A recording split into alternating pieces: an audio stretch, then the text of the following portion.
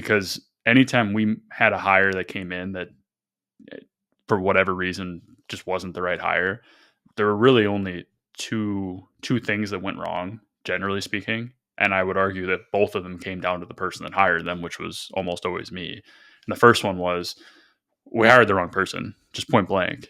Usually what it was is we'd find somebody that we liked, and they maybe had character traits we liked or skill sets that we liked, and we started to try to kind of mold the role around that person. And for us, that was almost always the wrong thing to do, at least until we started hiring higher level positions, if that makes sense. Like these kind of like more management level roles. And it's almost like there's a curve to this. So in the beginning, when you're hiring a lower level role, a more in the weeds work role, that was probably the biggest mistake I'd make. Is like, hey, I like this guy, I want to make it work for him, and I just start like massaging the role around him. Right. An example of this would be on sales teams. You find a guy who you think you'd really like to work with, but he's only available to work part time, and the hours are weird, and he can only give you like certain stretches, and then he's like just not available for multiple days. Well, on a sales team, like there's no way that's going to work. It literally makes no sense.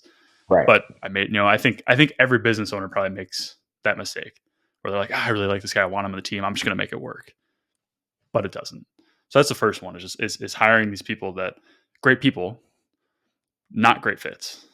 And that's ultimately that falls on the person that hired them. That's not their fault. The second mistake that I would find I would make is not empowering them, and the specific around that is not empowering them to own a outcome. Right? Because by nature, I'm not necessarily a micromanager. I mean, even in our first business, which was like my baby, I still let people go build and do their own thing and sit in a corner, and I'm not looking over their shoulder. I had my own fires to put out. I don't have time to put out your fires. But I wouldn't give them a construct of like, hey, this is your baby. Like, this is your business within our business. Nurture it, grow it, love it, own this outcome. And at the end of the month, when there's KPIs that aren't hit, it's on you, homie. And that was probably the second biggest mistake, where because you can do that even for lower level positions. And I say lower level, not in some derogatory way. It's just in the hierarchy of it. There might be a single salesperson, Right. even a junior sales rep, an SDR, where hey, your outcome is putting 20 calls per week on the closer's calendar. Or if you feel like your business is in a place where it's not quite that predictable and they can't own that outcome, deduce it down to the thing that they can actually own.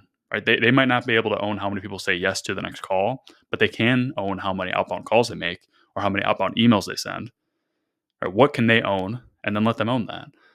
And instead, we would hire people, and I think the easiest way to put it is we would just go easy on them and say, oh, like, don't worry, like that's our outcome, you're fine. Like, no, give them an outcome, let them own it, because most people will rise up to that if you let them.